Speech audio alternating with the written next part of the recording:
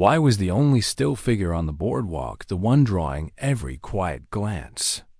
The marina was alive with sound, the hum of voices, the salt-edged wind snapping through flags, the faint sting of jet fuel lingering from the morning flyovers.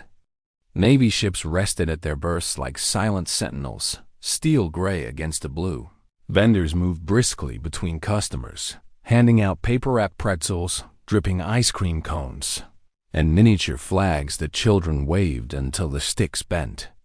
In the churn of color and movement, Emily Carter stood unmoving, half in the sunlight, half in the shadow of a mooring post. Her hood was drawn halfway over her head, the faded navy blue sweatshirt loose on her frame, across the chest in cracked white letters. It read, Navy SEALs, the kind of sweatshirt you could buy from a pier-side tourist shop. Except this one looked like it had been weathered by years, its threads pulled thin, its color dulled by hard water and harsher wind. But it wasn't the hoodie that caught the attention of the retired petty officer watching from 30 feet away. Bill Grant had been a SEAL once, the kind of man whose gaze automatically scanned crowds for what didn't fit. His knees had ended his career, but not his habit of noticing details others ignored. And now his eyes were fixed on the tattoo on her forearm, a black trident. The prong sharp, the anchor etched with precision. It was too clean, too right, to be one of the cheap imitations tourists got after a long weekend. He moved closer, pretending to look past her toward the water. 10 feet away, he could see it clearly, every line deliberate. The kind of design you didn't just copy from a photo? He tried the question lightly, almost in passing. You Navy? She didn't even look at him. Her eyes stayed locked on the horizon, as if she was waiting for something only she could see. That stillness wasn't just quiet. It was calculated. Within minutes, his curiosity edged toward suspicion. He found one of the military police officers patrolling the pier, a young corporal whose uniform still looked like it had been pressed that morning. Bill's words were clipped low, but they had the desired effect. The MPs moved quickly, boots striking the wooden planks as they approached her from opposite sides. Ma'am, the taller one said, his tone sharp without being hostile. We need to speak with you. Only then did she move, slowly. She turned her head toward him. No confusion in her face, no surprise. Just a calm acknowledgement, as though she'd been expecting the moment. We've had a report, the second MP began, that you may be impersonating military personnel. A small circle of onlookers was already forming, a ripple in the crowd's rhythm. Someone muttered stolen valor under their breath. A boy tugged on his father's sleeve to ask what was happening. The taller MP gestured toward her form. Where'd you get that tattoo? She didn't answer. He repeated the question slower. Still nothing. Her gaze drifted past him toward the row of ships moored along the pier. You have identification?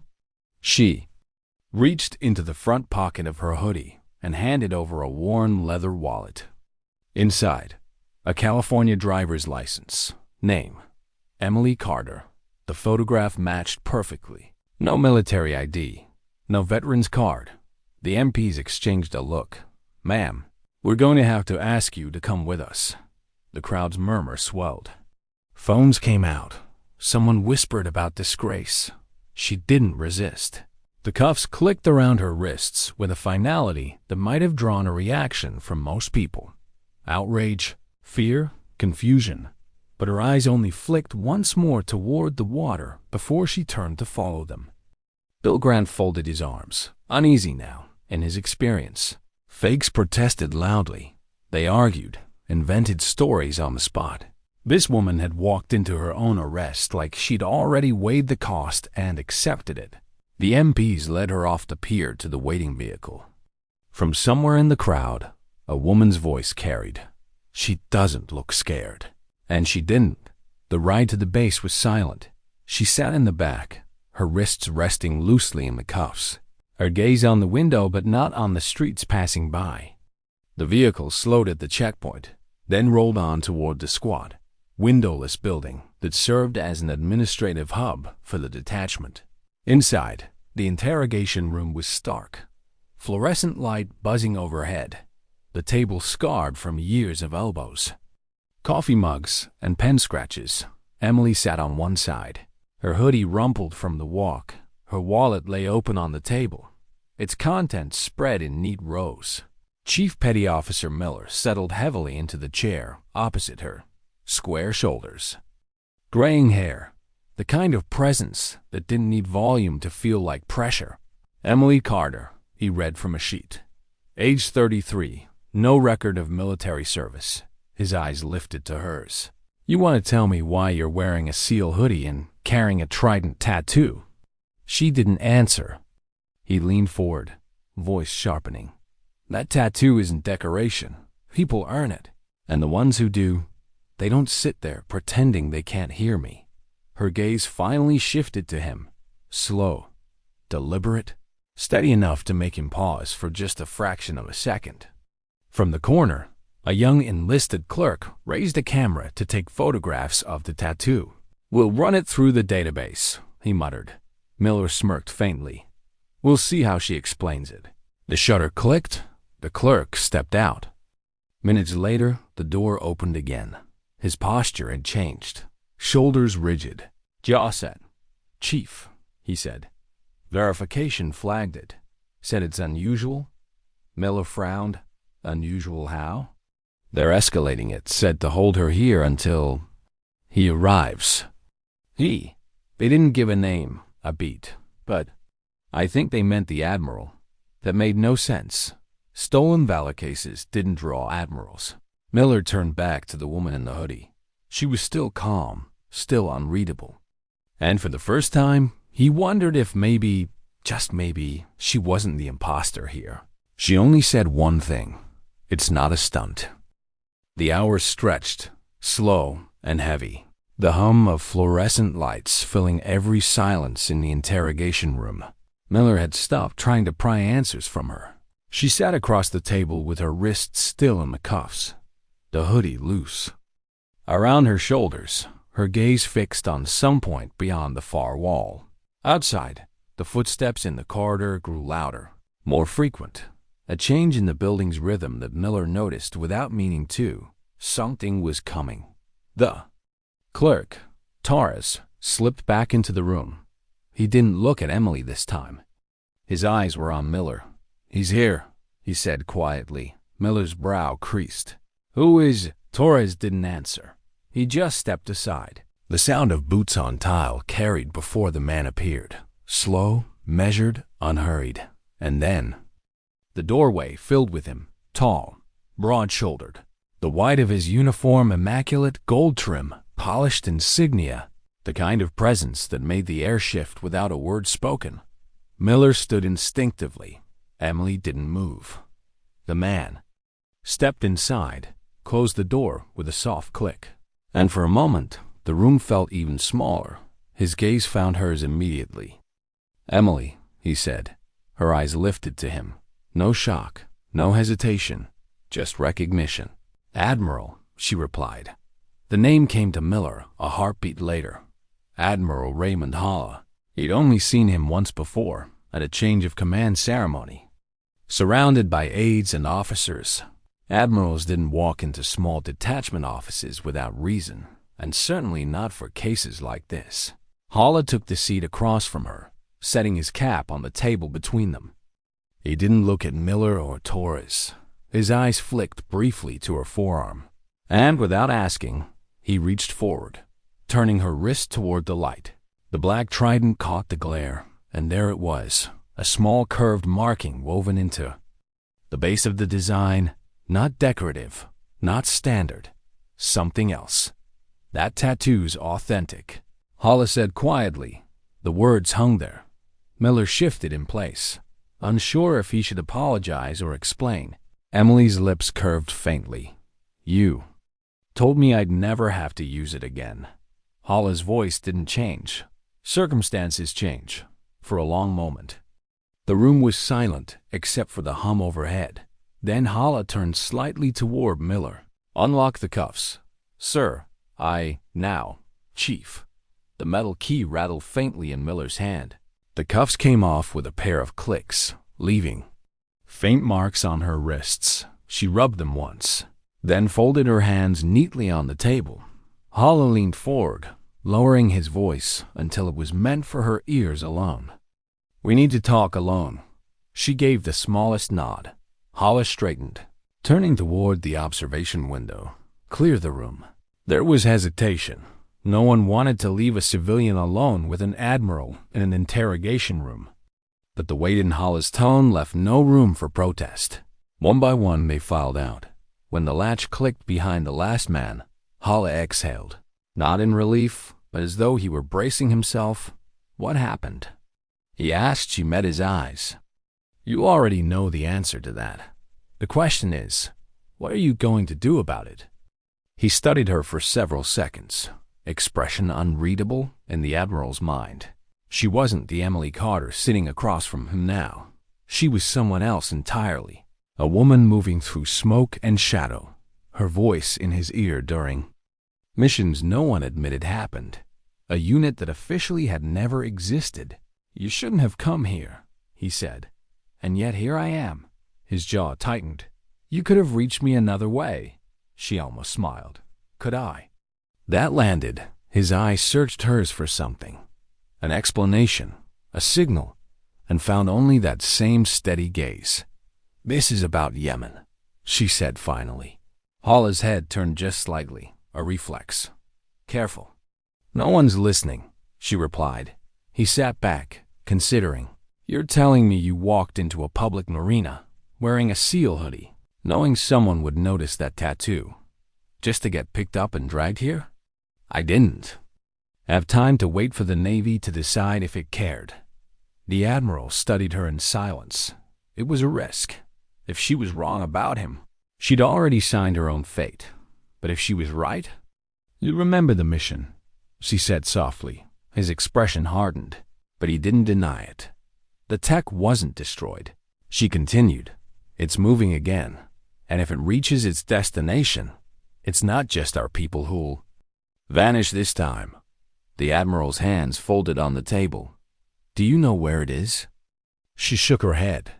"I know who's moving it, and they still think I'm dead." That stopped him. For a moment, the mask of command slipped just enough to let through something else. Recognition, regret. "You came to me because you know I can't ignore it," he said. "I came to you," she corrected, "because you're the only one left I trust to tell the truth when it matters." The Admiral's gaze drifted down to the tattoo again. That mark had been reserved for operators from a unit so far off the books that even some admirals didn't know it had existed. Night class, the kind of missions where no one wore name tapes, and the orders were memorized, not written. And when the unit had been dissolved after a mission gone wrong, every trace had been buried, except for the ink. And now here it was, sitting across from him, and a woman the Navy insisted had never worn a uniform. "You know what this means," he said quietly. "I know exactly what it means," she replied. For the first time since stepping into the room, Hala looked away, just briefly, toward the door, as if measuring how much time they had before someone came looking. "This conversation," he said finally, "doesn't leave this room?"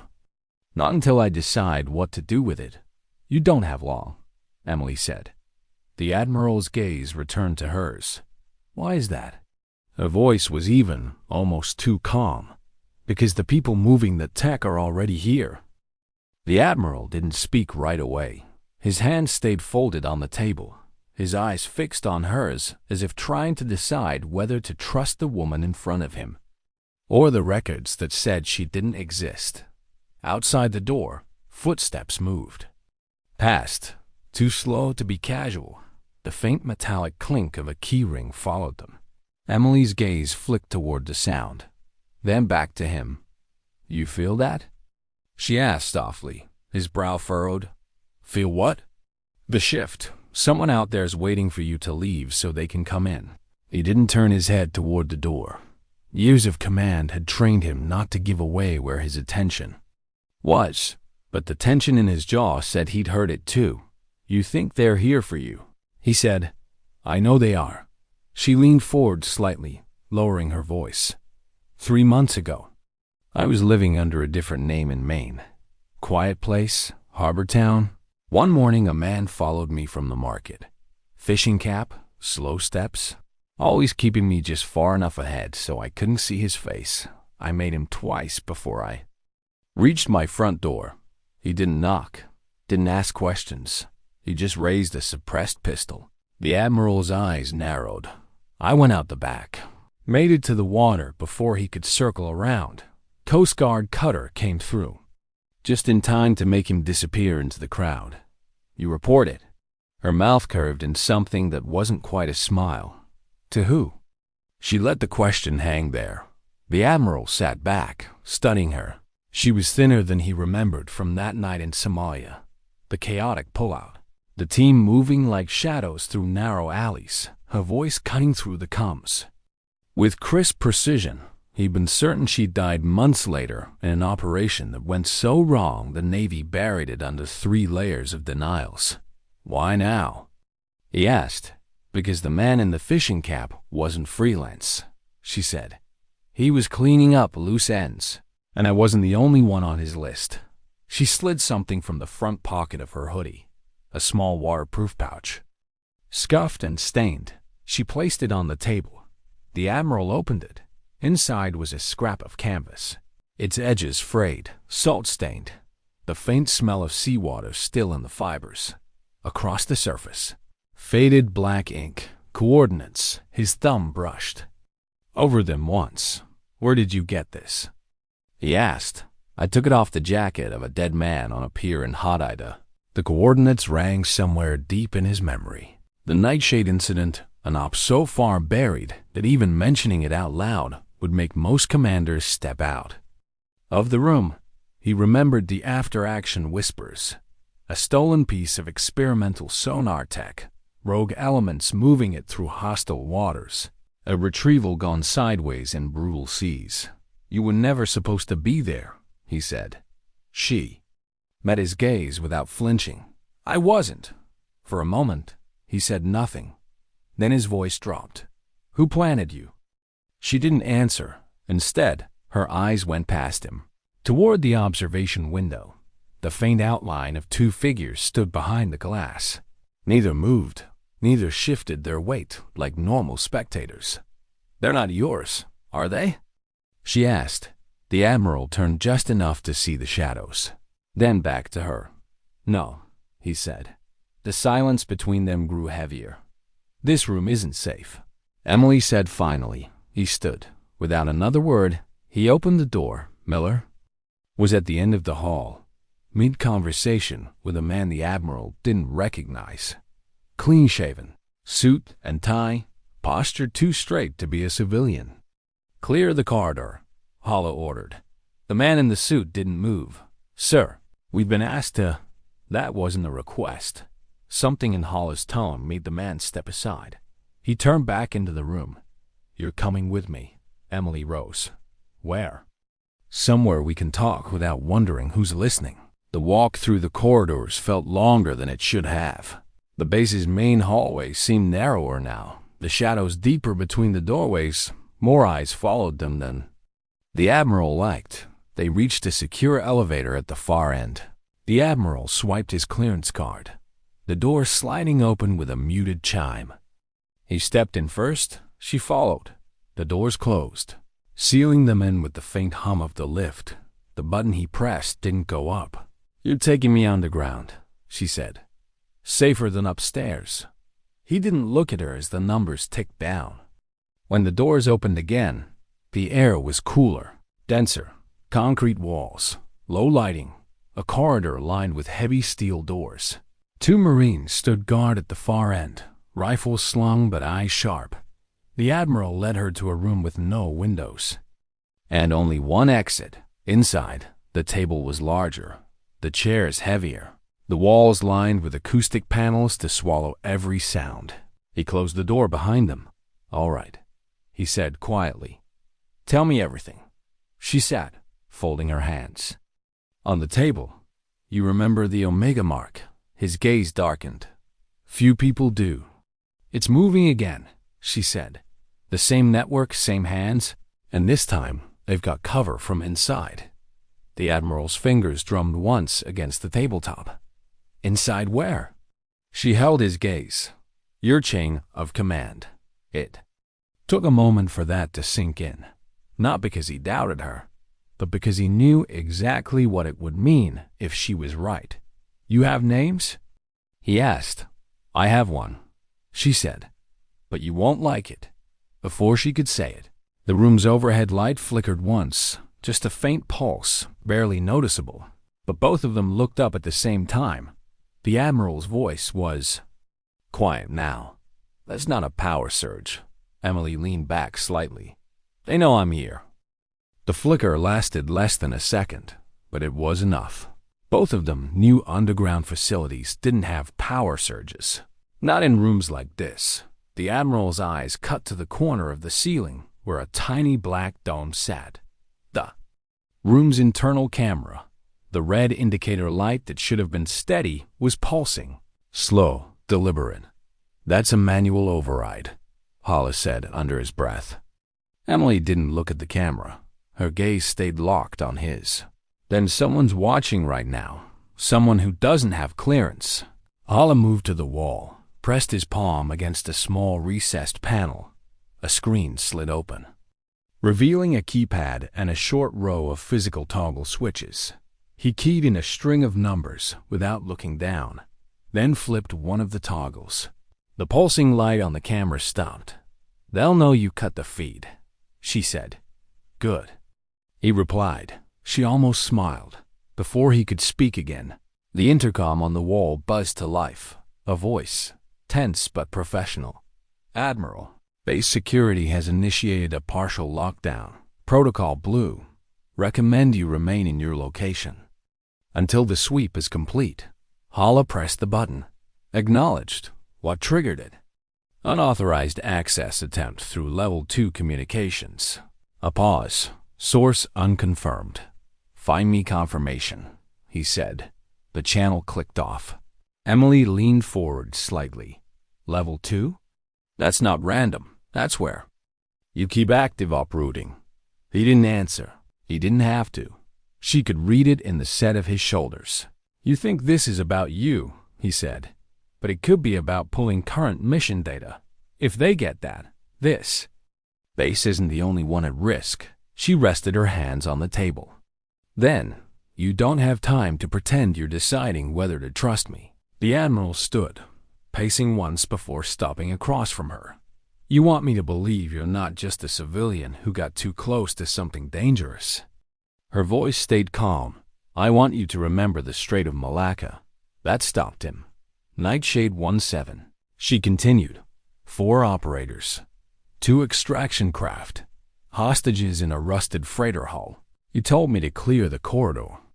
And get topside, you were bleeding through your left arm, and your cums were cutting out. I put you on that boat myself. The Admiral's jaw tightened. That detail. The arm. The boat had never made it into any official record, because there was no official record. He sat down again, slower this time. If you remember that, then you remember what happened after. Her eyes dropped briefly to the table. 2. Didn't make it home? The silence that followed wasn't just for the dead. It was for the fact that even remembering their names here, in this room, would be a violation of everything they'd sworn to bury. That operation, Alla said, was the end of Nightshade. For you, she said softly. Not for me.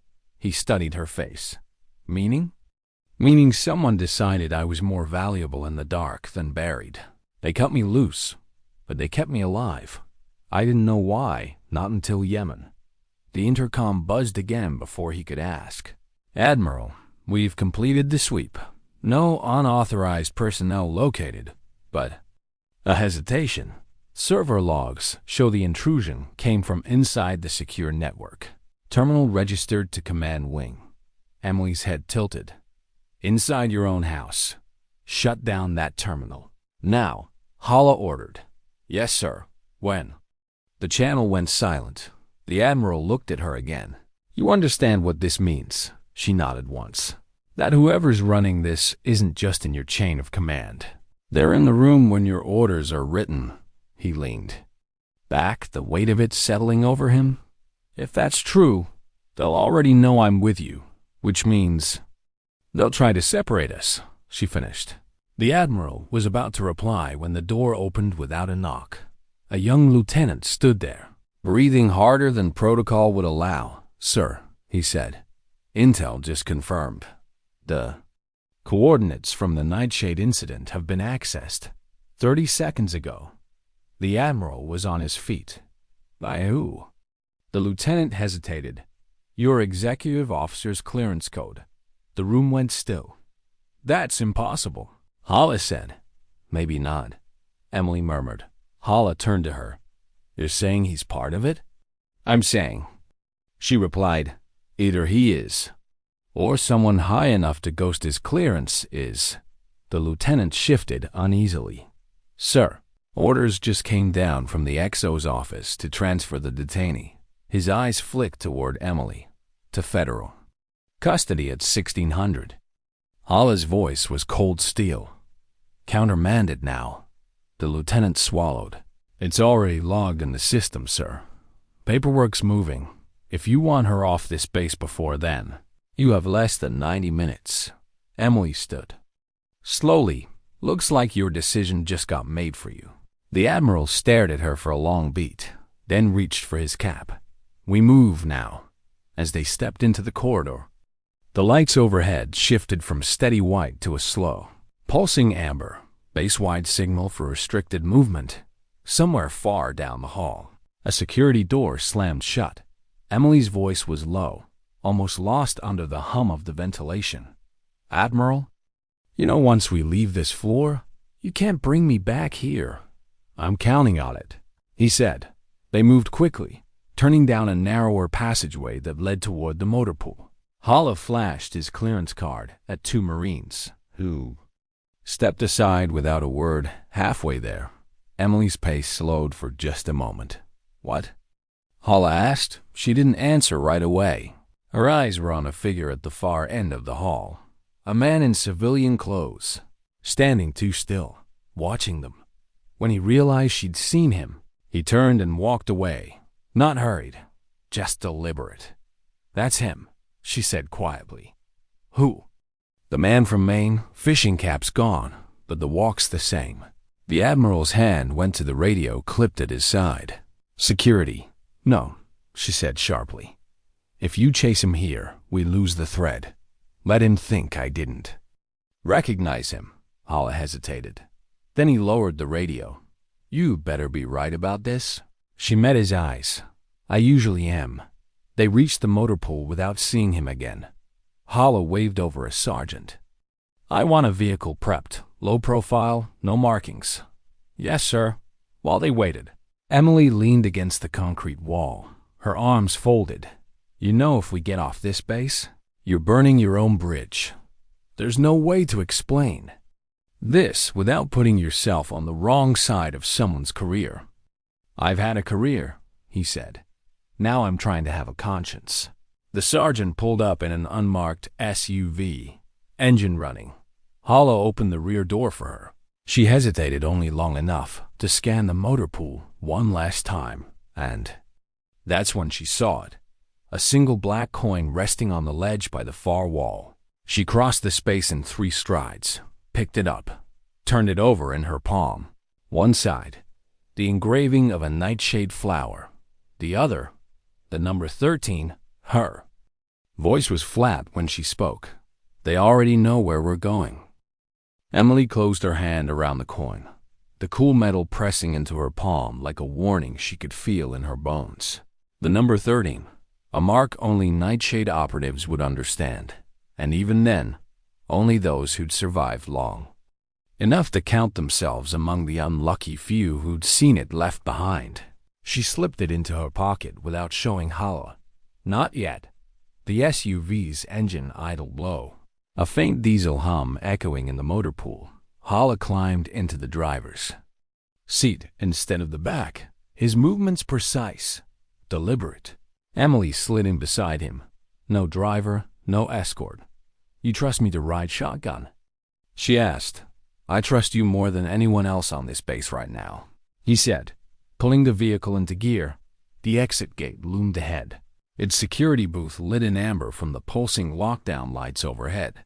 A Marine stepped out, holding up a hand. Holla rolled down the window. "Afternoon, sir," the guard said, glancing at the clipboard in his hands. "I've got an order here to detain the female passenger for transfer." "Override." Holla cut in, voice clipped. He handed over his ID card. "Flag it under operational discretion. My authority." The guard hesitated too long. His gaze flicked toward the small mirror angled inside the booth. Emily caught it. Someone was watching this exchange from inside. "Marine," Holla said, his tone shifting from officer to commander. "Open the gate." The hesitation broke. The barrier arm lifted, the gate rolling aside. Holla drove through without waiting for thanks. Emily kept her eyes on the side mirror.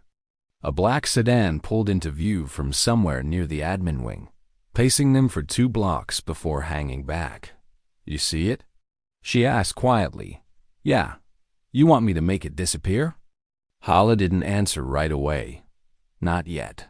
The streets around the base blurred past. Low concrete buildings, chain-link fences topped with coiled wire, the occasional strip of businesses that served military and civilian alike. When they crossed onto the bridge, the sedan stayed 3 cars back. "You got a plan?" Emily asked. "First rule of being hunted," Holla said, "is not to take them where you're actually going." "Good," she said, "because they already know where you're actually going." She pulled the black coin from her pocket and dropped it onto the dash. The engraving caught a streak of sunlight before it spun to a stop. Holla's hand stilled on the wheel. "Where did you get this?" "Motor pool wall," she said, like they were leaving a calling card. His jaw clenched. "30," Emily nodded. "The last nightshade op before they pulled us apart." He took the next exit without signaling. The sedan followed. They wound through a grid of industrial streets, warehouses, shipping yards, the smell of brine and diesel hanging heavy. Holla pulled the SUV into a narrow alley between 2 corrugated metal buildings. Cutting the engine, but leaving the lights off, they sat in silence. A faint rumble grew louder.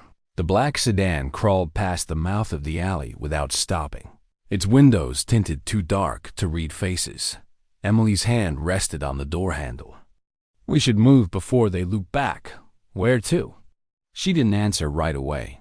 Instead, she looked at him with something between defiance and warning. "Someplace no one from your chain of command will think to check, and someplace." "I haven't been in years." Holla didn't like the sound of that, but he nodded. "Drive or navigate?" She gestured for the wheel. "I'll drive." They swapped seats quickly. Emily pulled out of the alley in the opposite direction from the sedan's route. Within minutes, they were threading through a section of the city where the streets narrowed, and the signage turned into a patchwork of languages. "Where are we?" Holla asked. "Little Mogadishu," she said. "Used to come here to meet a source." The source, if he was still alive, had once been their eyes on certain East African channels, smuggling lanes, weapons caches, human networks that didn't show up in satellite intel. If anyone had heard whispers about a stolen piece of tech resurfacing, it would be him. Emily parked 2 blocks from a dim storefront with a cracked blue awning. She killed the engine and scanned the street before getting out. "You armed?" Holla asked. "Always," she said, though the truth was the small pistol tucked at the back of her waistband had only 1 magazine. Inside the shop, the air was thick with the scent of spices and something sharper. Ammonia, maybe. Shelves sagged with dusty cans and bottles, most unlabeled. A man stood behind the counter, his hair silver now but his posture still straight. He looked up. His eyes froze on her. "I thought you were dead," he said. "Not yet," Emily replied. Holla hung back, letting her work. "We need to know who's moving something big," she said quietly. "Something pulled from the water years ago." The man's gaze flicked between them. calculating. You mean the ghost sonar? Emily didn't react. Who has it? He hesitated. Not here. Back room. They followed him through a beaded curtain into a cramped space lit by a single bulb. He closed the door, locked it, then reached under the table for a battered laptop. The keys clacked as he typed. A grainy image appeared on the screen. A cargo manifest, flagged with a route from Djibouti to an unspecified West Coast port. Offloaded 3 days ago, the man said. Container registered under a shell company. But the escort wasn't commercial. It was military. Hala leaned in. Whose?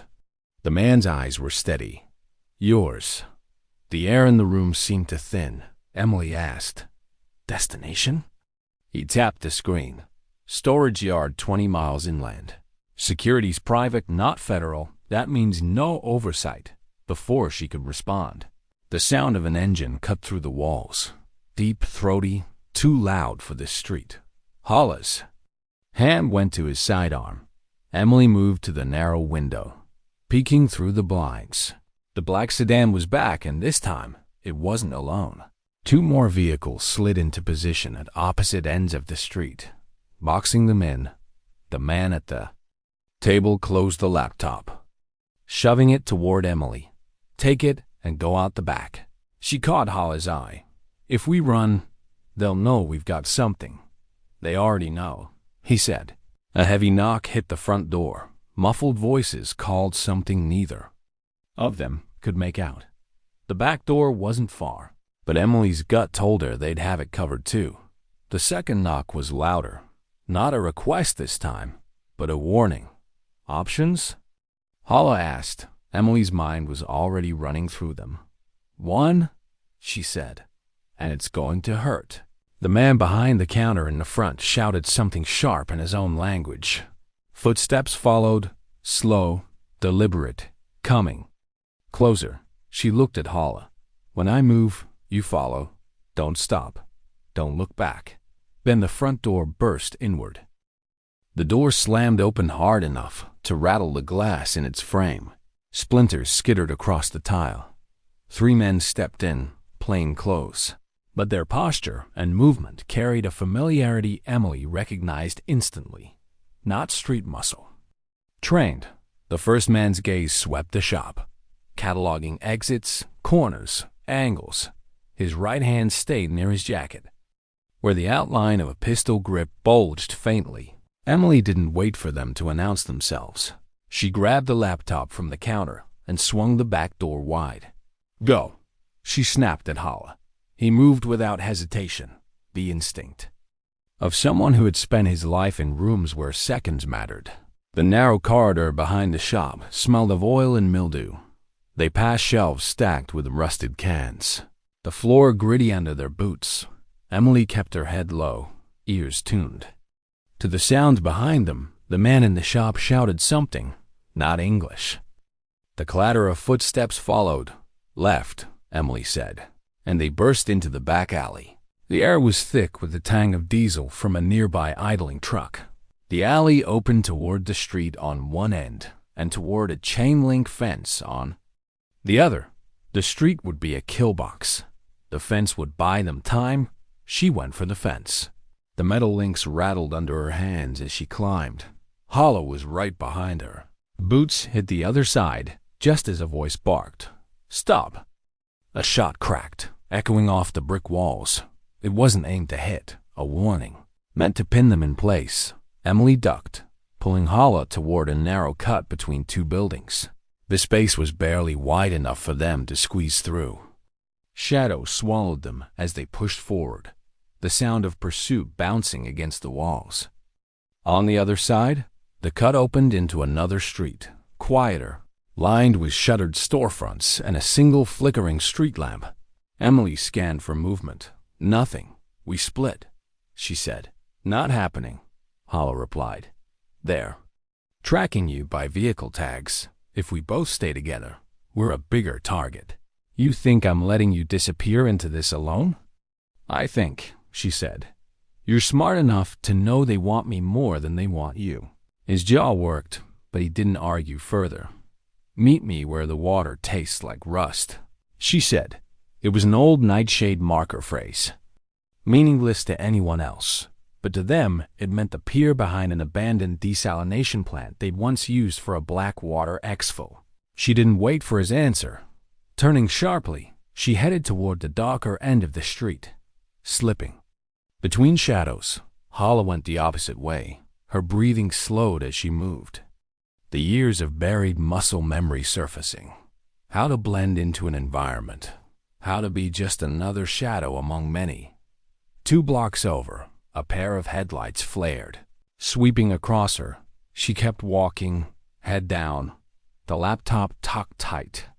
Under her arm, the vehicle slowed, engine rumbling low. Her mind went still, not with fear, but with calculation. If they stopped now, she'd have 3 seconds to turn the corner and disappear. 4, if they hesitated. The car rolled past. She turned down a side street, heading toward the distant glimmer of water through the gaps in the buildings. Halfway there, a voice spoke behind her. Raven. She froze. The name hit her like a blow to the chest. The call sign she hadn't heard spoken aloud in years. Slowly, she turned. The man from Maine stood under a busted streetlight, his face shadowed. No fishing cap now. The lines at the corners of his eyes were deeper. But the way he stood was the same, weight balanced, ready to move. You've been busy, he said. Her hand edged toward the pistol at her back. You've been sloppy. He almost smiled. If I'd been sloppy, you'd be dead already. Then why am I not? Because someone thinks you're useful, and I'm here to make sure you deliver. Her grip tightened on the pistol. Deliver what? He stepped closer, slow. You've got something that doesn't belong to you. Her eyes flicked to the laptop. That's not for you to decide, she said. Then it's a good thing I'm not deciding, he replied. I'm just following orders. Something in his tone chilled her more than the words themselves. Not arrogance, not threat, but certainty. Whoever he was working for, they weren't improvising. This was a plan years in the making. From the corner of her eye, she caught movement, another figure stepping out from a recessed doorway. This one wearing a Combs earpiece. She didn't have time to think. The pistol cleared her waistband in a single motion. She fired once, not to hit, but to force them back. The crack echoed off the brick. She turned and ran. The street ahead dipped toward the waterfront. Behind her, boots pounded pavement. The laptop was heavy in her grip, her breath sharp in her lungs. She cut left, then right. Weaving between parked cars and dumpsters, the smell of salt water grew stronger. The rusted frame of the desalination plant loomed ahead, its chain-link gate hanging open. She slipped inside, boots crunching over broken glass. The shadows here were thicker, the air damp. She slowed only when she reached the pier at the back. The water below lapped against the pilings, carrying the faint metallic tang of oxidized steel, the taste of rust. A low whistle cut through the dark. Hala stepped out from behind a stack of pallets, his pistol drawn. You took your time. They found me, she said. They'll find us both if we stay here. He nodded toward the water. Boat's ready. We move now. Before she could reply, a single beam of light swept across the pier. Not from the water, but from the plant behind them. Emily turned. The man from Maine stood in the open doorway, the glow from inside framing him in silhouette. Going somewhere, Raven? He called. The beam from the doorway cut across the pier like a blade. Emily's hand twitched toward her pistol, but she didn't raise it. Not yet. The man from Maine didn't need a weapon in his hand to make the danger clear. 2 more shadows flanked him, one holding a short-barreled rifle, the other with a sidearm drawn low but ready. Hala took a half-step forward, putting himself between them and her. You want her. You're going to have to go through me, he said, his voice flat, almost conversational. The man from Maine didn't answer. Instead, his gaze slid to the black water beyond the pier. You've got an exit waiting. That's cute. Emily's eyes flicked to the small skiff tied at the far end. She'd prepped it earlier, an old habit from years of never walking into a meeting without knowing the way out. "You're wasting time," she said. "Not mine," he replied. "Yours." The rifleman lifted his weapon a fraction higher. That was the cue. Emily dropped low and fired twice, one round snapping against the metal doorframe beside the man from Maine, the other sparking off the concrete near the rifleman's feet. Hala didn't wait. He grabbed her arm, hauling her toward the skiff. Boots hammered against the pier as their pursuers opened fire. The rounds cracked past in tight, controlled bursts. No panic, no spray. Emily dove into the skiff, landing hard against the bench seat. Hala jumped in behind her, releasing the tie with one hand while starting the outboard with the other. The motor coughed once, twice, then caught with a low growl. "Go!" she shouted. He gunned the throttle. The skiff lurched forward, throwing a fan of water behind it. The pier dropped away, the shadows at the doorway shrinking, but the chase wasn't over. A sharper engine note cut through the night, higher pitched. Faster. Emily turned just in time to see a black, rigid-hull inflatable burst from behind the plant's far side, its bow cutting the water like a knife. 3 men aboard, all geared, all armed. "They were waiting on the water," she said. Hala didn't look back. "Hold them off." She shifted position, bracing herself against the skiff's low gunwale. The pistol felt too small against a moving target, but distance wasn't their ally. She waited until the reap closed the gap by another 20 yards before firing. One round struck the bow, splintering a section of the rubber collar.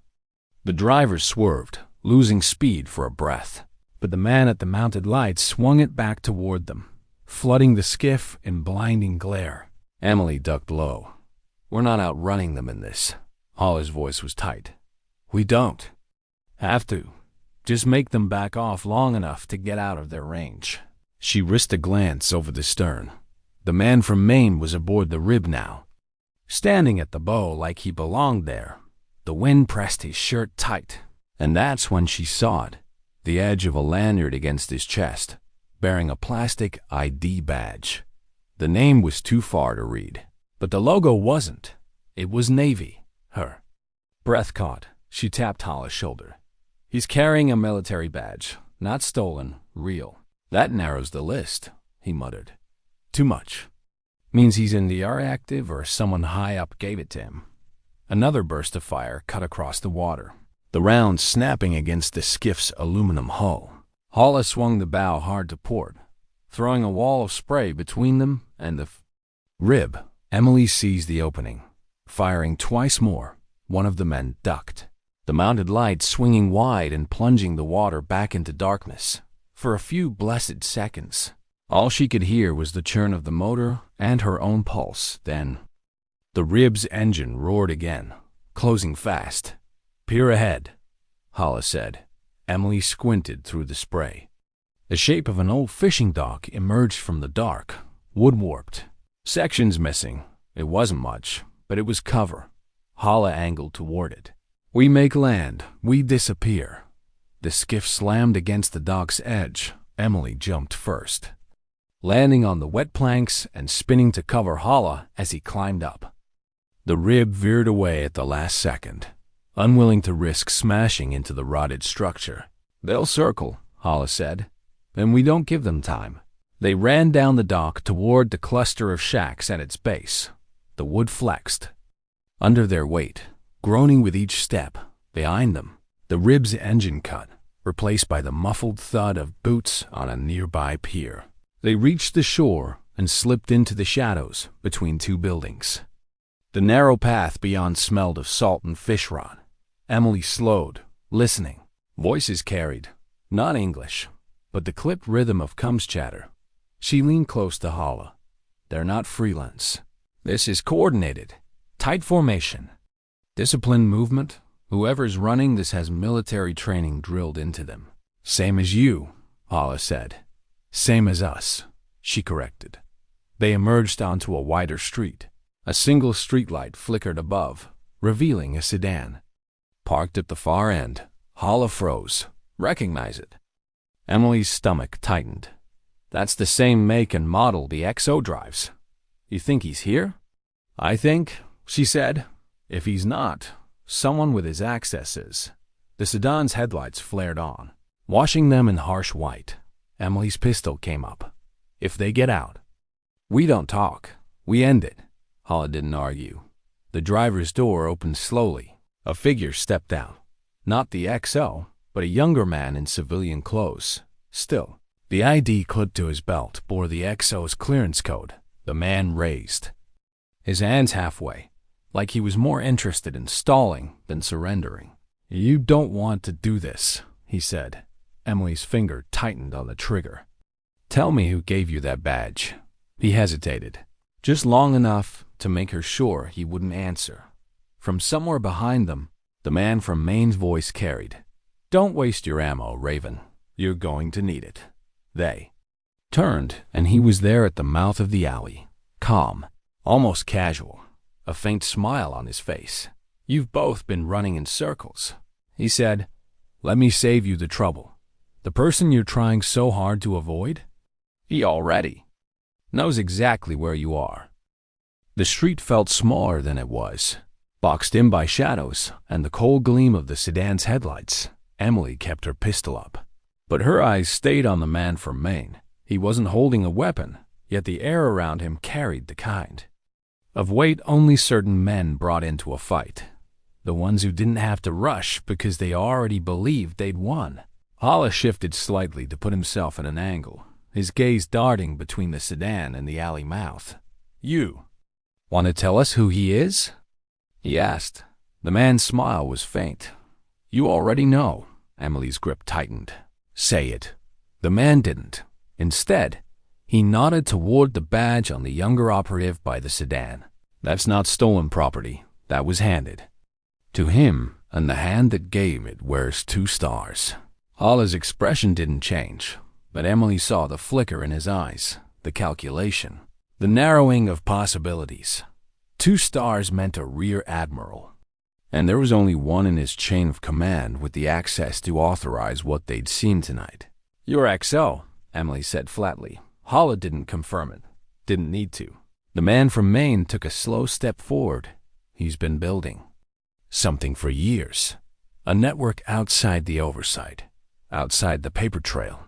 You know what that means, Raven? No rules, no limits, no witnesses. Her finger stayed on the trigger. And I'm supposed to hand over the intel so he can finish the job? You're supposed to hand over the intel because if you don't, the next time you run, we'll skip the warnings. From the corner of her vision, Emily saw Hala's stance shift, not a full move, but a coiling. The kind of readiness that came a split second before action. She exhaled once. I'm not giving you anything. The man's eyes softened, almost like he pitied her. Then, this ends here. The younger operative by the sedan reached for something at his belt.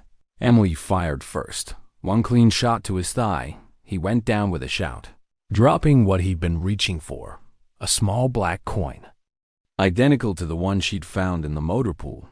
Hala moved in that moment. His pistol came up, his voice cutting sharp through the air. Hands where I can see them. The man from Maine didn't comply. Instead, he stepped sideways into the shadow cast by the sedan's headlights. And in that half-light, Emily saw something she hadn't expected. Not fear, not even hostility, but recognition. You think you're playing the same game you walked away from, he said quietly, but you're not. This isn't about missions or loyalty anymore. This is about survival. And the people who survive are the ones willing to burn everything else to the ground. Emily's voice was steady. You know. He gave the smallest nod, then slipped backward into the alley's darkness. By the time Hala lunged forward, the man was gone, swallowed by the maze of narrow streets. The sound of sirens cut through the night. Not far. Hala turned to her. We need to move now. She grabbed the laptop from where it had been strapped under her arm. If we take this to the wrong person, we're done. Then we take it to the right one, he said. They left the sedan behind. vanishing into the skeletal streets of the dockside district. By the time the sirens reached the intersection, they were already 3 blocks away, slipping into an unlit service tunnel that smelled of damp concrete and rust. Inside, the darkness was thick. Their footsteps echoed. Hala broke the silence first. "You could have given him the laptop, bought yourself a chance to disappear." Emily kept walking. "And left him with the only proof we have?" "No. Even if keeping it makes you the biggest target in the city?" She glanced at him. "I've been a target for years, difference is. Now I've got a reason to let them see me coming." They emerged in the shadow of a disused train platform. A single rusted bench sat under a dead light. Hala checked his watch. "We've got maybe 2 hours before the XO locks this down so tight we can't move without tripping alarms." Emily set the laptop on the bench, flipping it open. The battery indicator blinked red, but it was enough. File directories filled. The screen: shipping manifests, comm logs, encrypted orders. At the bottom of the list was a single audio file. She clicked it. The voice that came through was clear. Cold, deliberate, and unmistakable. It was the XO. "The transfer will be complete within 72 hours. The asset will be placed under private control. All operatives with prior exposure to the Nightshade incident will be terminated. No exceptions." Hala's jaw tightened. "That's the proof." Emily closed the laptop. "It's also the clock."